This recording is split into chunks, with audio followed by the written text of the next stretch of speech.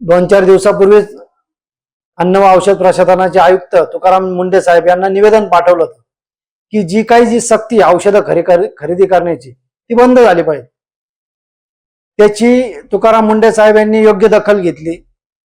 त्या दखल घेतल्यानंतर त्यांनी फूड प्रशासन अहिल्यानगर म्हणजे नाशिक विभाग त्यांचे जे सहआयुक्त आहेत शेख साहेब यांना आदेश दिले व त्या आदेशाप्रमाणे शेख साहेबांनी संपूर्ण जिल्ह्याचं केमिस्ट असोसिएशन आहे, मेडिकल असोसिएशन आहे, त्यांना व सर्व जिल्ह्यातील हॉस्पिटलला एक नोटीस बजावली की असा प्रकार अन्न व प्रशासन विभाग खपून घेणार नाही।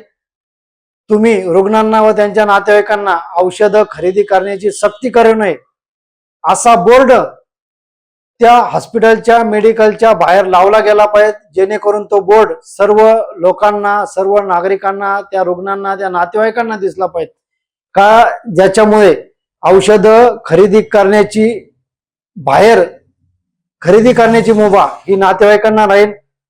नातेवाईक सुद्धा जिथं डिस्काउंट असेल त्या मेडिकल मधून औषधं खरेदी करता येईल।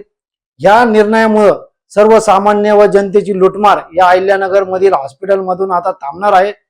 परंतु ज्या प्रकारे अन्न व औषध प्रशासनाने सांगितलं की आम्ही त्यांना बोर्ड लावायला लावले, फलक लावायला लावले, त्याची शहानिशा आम्ही येणाऱ्या 16 जूनला करणार आहोत। संपूर्ण हॉस्पिटल जे आहेत त्यामध्ये आम्ही फिरणार आहोत।